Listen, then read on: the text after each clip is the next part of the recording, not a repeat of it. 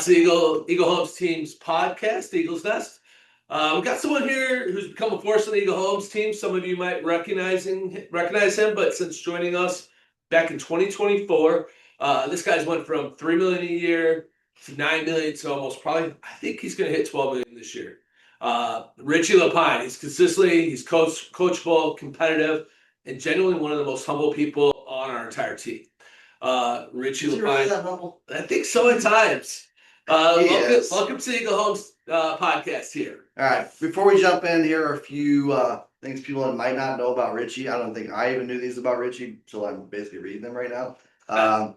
He joined the Eagle Homes team in 2024 and immediately became one of the fast rising agents we've ever had. A client favorite, known for being very easy to work with. I think his teammates would say the same thing. Calm under pressure, even when everyone is kind of losing their minds, which can happen. Yeah. He brings out like a nice, quiet confidence, humility. I think his clients, like I said, his teammates love him, and I think he really connects with people pretty easily.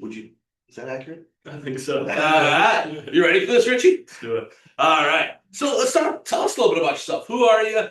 Why'd you get into real estate? What do you do for fun? Those types of things. Yeah, so I'm 26 years old. I grew up in Waterford, Wisconsin. Now I'm residing in Burlington. Didn't move too far away. No. Thought when I was young I was going to move very far away. Thought I was going to end up in Florida, but here we are. I got into real estate right after college. I quickly realized I can't do 9 to 5. I can't really be told what to do, unless it's my clients, of course. I guess. But yeah, I've been selling for 4 years, grown every single year, and it's something I love doing. So, all right. Buyers or sellers? And I know you predominantly work with buyers, still kind of a younger agent, getting your feet wet in the listings. You're doing a great job there, though. What would you say is kind of like your top advice that you do give buyers? I always tell them to just be ready to make the move. Have all your ducks in a row before we get going, because it's a fast moving market sometimes. So if you have everything ready and you finally find that house that you're ready to jump on, you're just ready to make that move. And I always tell them to be patient too. Like, we don't have to jump on the first thing we see unless you really love it. But just always be ready, and patience is a good thing too. So staying on buyers for a second, just because you mentioned you don't have to jump on the first thing. What's the least number of houses you've ever showed somebody? One. There we go. I think we've all had that one. I got 2 questions here. What's the most you've shown somebody that you could think of? And that number could get tough because probably 50. Okay. Honestly. You should. I want you to figure out the firm number on that, because my record's 43. This was 10 years ago, but it's 43. I remember it because I was like, holy cow. I think my next most is in the 28 or something like that. What so with that 50 some showings on that one, how many times have you wrote an offer for the same buyer and before it finally got accepted? And it's probably been 5 or 6 times with that too. So, your tip is be ready, be patient.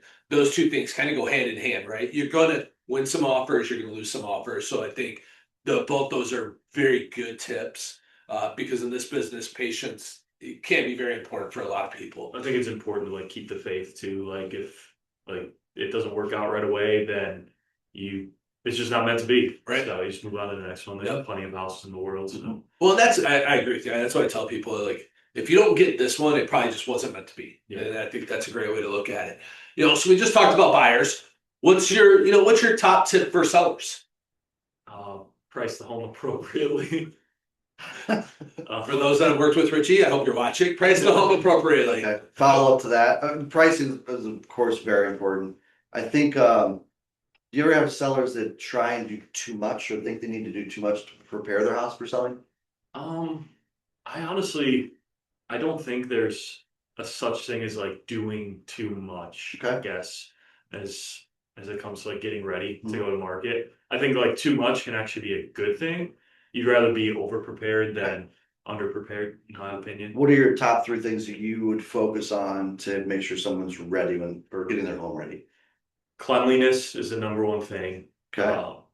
The biggest thing is when potential buyers walk into a house, even with my buyers, when I'm walking into houses, I'm is this home well maintained? Mhm. Like, you walk in and it's clean and it smells good. Like, it kind of makes buyers, I think, a little more at ease when it comes to potentially making an offer on something or like moving forward with Mhm. it.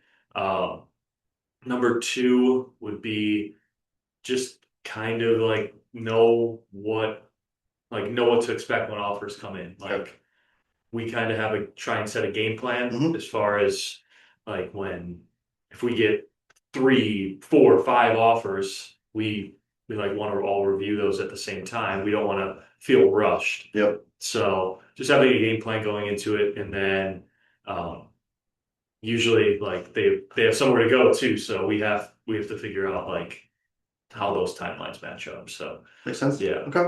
I would say too, like to kind of on your point of the cleanliness, I'll add to that. I always that's like my number one thing is I've sold the most outdated homes and could get a better price if they're clean versus a more updated home that's just really dirty. So I think I like your cleanliness on this number one. I think it's way underrated. And I even have gone to the point of emphasizing if I don't think you can get it clean yourself, I would definitely recommend bringing a professional cleaner in. Yeah. I think it's super important. Yeah. So that's great stuff. So when we're talking about sellers and your top tips, things like that, what do you do in relationship to help your sellers prepare for the home?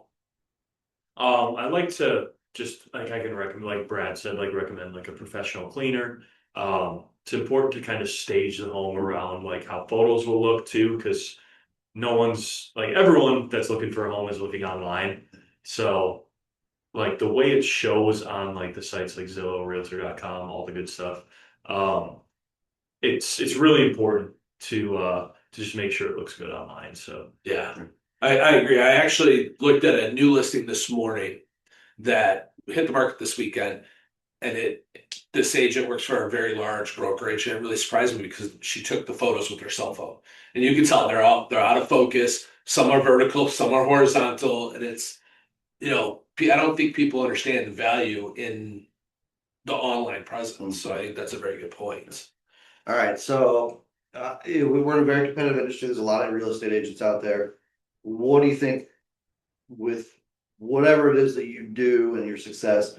What do you think makes you stand out against other agents? I think just the way I conduct myself, I'm never gonna like make a buyer or seller, at least I try not to make them like try and do something that they're gonna regret down the line. I feel like I have some decent compassion.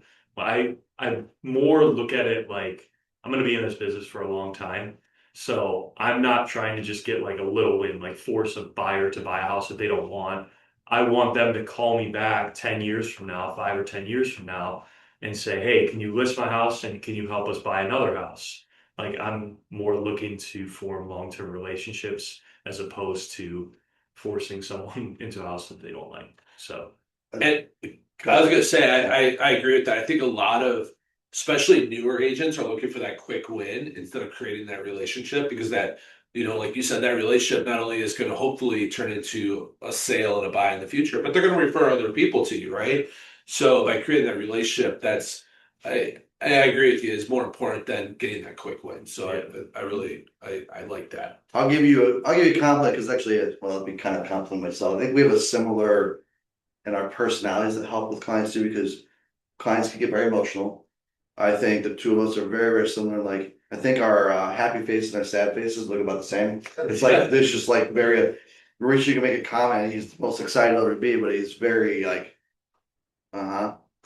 monotone, kind of like, I relate to that. So I think that's a trait you have that helps because with no matter the situation, you never want to get too high or too low, especially when talking to a client. I think you keep a good even keel too. that's a big tip that I received when I first joined real estate. Like in the first brokerage I was in, they're like, real estate's a roller coaster. Just don't ride the roller coaster because there's a ton of ton of up and downs. Just try and stay as even keel as you possibly can. Yeah. So Yep. And it's in this business, it's tough because we're not just dealing with real estate, but we're dealing with people's financial decisions, our personal life, what we have going on outside of real estate. It's sometimes very hard because we're 24/7 to separate those two, right? Yeah. So being even keeled is definitely it's a trait that a lot of agents need to really work on doing. Mhm. So your success has been incredible. Gosh, I mean, we have watched you grow from when you first joined our team at roughly 3 million, and I took rough numbers. We might be a little bit off on them,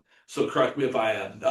To 9 million in about 28 units last year. I'd say this year you're pacing for about 35 units to 11 to 12 million. That might be a stretch. Well, We'll see how quarter four goes. it might be a stretch because you have some personal stuff coming up we'll talk about, which is also exciting. But no, he's not getting married. He's got other things going on. What do you credit that growth to? What is that like? That's not easy. Not every agent can do that. What has allowed you and helped you grow to those types of numbers in 3 years, right? Yeah, I think just deep down in me, I'm just a hustler. Like I'm willing to work when people aren't willing to work. I'm willing to always be available for people. And I think another trait, that'd be the top trait. I'm just willing to put in the work. Like I'm not scared to put in the work. And then the second one would be I'm like a lifelong learner. So I'm always willing to learn more things. And I think that's helped me kind of grow personally and business wise over the last 3, 4 years. So Yeah. I agree 100% with what you said, and I'm going to add at least one thing that you didn't say that's I think is not all agents have this capacity, and successful agents do have it. Is you're very checklist oriented. You're very systems and processes oriented. You use your systems. You're a guy. You're a handwritten checklist guy. I'm a digital checklist guy, but you run your checklist. You get your things done. You just stay very focused on what you got to do each day, and you take it day by day. That to me is how people succeed. That 1% better thing every day. Yeah. I think that's a good trait to have, and I think you have those things. So there you go. I would agree. It's the hustler in you that understands what the next steps are and what you need to do. Yeah. And I love what you said. Willing to learn, right? Willing to figure out how to make, not just yourself and your business, but you personally in your life better, right? Because we talk about all the time. We can work our tails off in this business, but if we're not mentally stable in the other half in our personal life, it makes it really tough to be successful. Yeah. And I think you balance both extremely well, and that's hard for anybody. So yeah, kudos to you for the growth, the commitment, the dedication. Yeah, I mean, 11 and 12 million. We'll see. I think it's achievable. we'll see.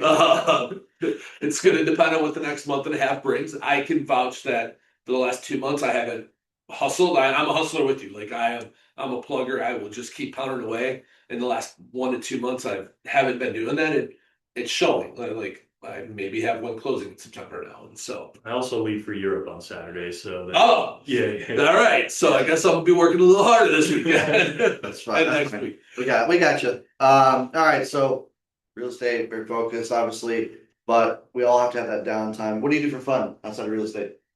I know what it is, but it's nothing I would ever want to do. But go ahead. I am big on fitness, so I completed my first Ironman triathlon last year in November in Arizona, and I'm doing my second one in less than a month. So this weekend was a busy one. Yeah. I ran 18 miles on Saturday morning, and then yesterday morning I biked 100 miles. And you walked in. I'm not gonna lie. You walked in looking pretty good this morning. Yeah, I'm feeling all right. Yeah, I that's might go for a run a little bit later. So pretty impressive. So for those that don't know, breakdown for the actual Ironman triathlon. What is the swim, ride, and walk distances? Well, I try not to walk. Or excuse me, swim, ride, and run distances. So I was more objective what I would be doing. Because the only time you see me run is if I'm being chased. so it's a 2.4 mile swim to start, Okay. and then an 112-mile bike ride, and then a full marathon is cherry on top, a 26.2 mile run. So it's 140.6 miles total. And I know you remember it. What was your time last year? It's right on the water bottle over there too. It was 12 hours, 3 minutes, and 6 seconds. My goal was under 12 hours, so every time I see that water bottle over there, I kind of get a little pissed off. It was close. I'm glad I can help with that. All right. So what's the goal this year? Honestly, the goal, it's going to be a lot more difficult course. Okay. I did it in Tempe, Arizona last year, and now we're coming home. We're doing it in Madison, Wisconsin. So it's going to be a little bit more difficult of a course, a little more hilly on the bike. So Probably on the run too, I'd imagine a little bit. Yeah, I think I don't even look at the courses beforehand because I get a little overwhelmed. Oh, So I have no idea where the run goes. I don't even know where the bike goes. So, yeah, I think the goal is just going to be better than last year. Okay. So if I can go under 12 hours at Wisconsin, that'd be really awesome. That would be awesome. Good for you. Yeah. It's yeah, so for those that don't know, Richie trains for this basically year round. My question is, why'd you only do 100 miles just straight out 112 miles? Like you couldn't squeeze in an extra 12 miles? Technically, you're not even like you're not supposed to like once you get to like 100, that's like training is good. Okay. Like with the marathon too, like people are like, why didn't you run like 26 miles in training? It's like you really only are supposed to cap out at like 20 or 21 miles. Okay. Good to know. I didn't know that, so I'm glad I asked. Yeah. So and for those that don't know, when Richie trains for this, it's actually a stage system, right? Like you have a systematic process of, we're running 3 miles today, we're biking 5 miles tomorrow, we're swimming 2 miles the next day, and then maybe day 3 you're doing 2 and 2 or something, right? Yeah. At this point, it's usually 2 workouts a day. So it's Okay. So Tuesday's like swim run, then Wednesday's bike run, then bike swim, and then swim run again, and then long bike, long run on the weekends. So Okay. So, we outside of real estate, really big into fitness, but this business brings a lot of stress. How do you relieve that stress? the fitness. Is it? Okay. Yeah, Yeah. that's the biggest stress reliever for me. And then I think we talked about this last time, but I like to meditate. Yep. So it kind of centers me a little bit and allows me to, if something gets crazy throughout the day, I just sit down, take a couple deep breaths, and then I'll be all right. Okay. So when you call me and snap on me, I'd be like, all right, let's close our eyes and take a I don't know deep if breath. that No, it's very rare, really. It's probably been once in the 3 years, but yeah. No. So what's one piece of advice you'd give a brand new agent that is looking to jump into real estate? Become an electrician? No, I'm just kidding. Yeah, choose a different career. No, I would say just if you're coming into the business, you're young, you're hungry, just be willing to learn. I think that's the biggest thing. Like you're not going to know everything going into it. I still don't know everything. Like I learn new things every day. I run into new situations every day. But if you're willing to soak up all the information you're getting and try and become better because of it, take constructive criticism, I think you'll be just fine. So Awesome. Good advice. Yeah. Well, Rich, I know you're obviously a huge part of the Eagle Homes team. We've valued you as a team member now for going on 4+ years, I think it is now. Very consistent. I think that speaks to your training attitude and things like that. I think it's pretty inspiring. I would love to say I would try and do an Ironman, but it's never going to happen. But that's not I get it. That's your passion. I'd rather go to a golf course. So, but it's really inspiring, and we really appreciate you hanging out with us today and kind of sharing. Yeah, thank you. So if you're listening and you want to work with Richie, what's a good way for someone to get a hold of you? Always on my phone. Always on. What's your number? My number is 262-624-0201. You can call or text me anytime. Yeah, so if you're looking to buy, sell, or just need a calm voice in the chaos and want to reach out to Richie, that's how you'll get a hold of him. This guy's a real deal. Thanks for tuning in to the Eagle's Nest podcast. We'll see you on the next episode. And remember, you can follow us on YouTube, Facebook, and Instagram. Thanks, everyone. Have a great week. Bye.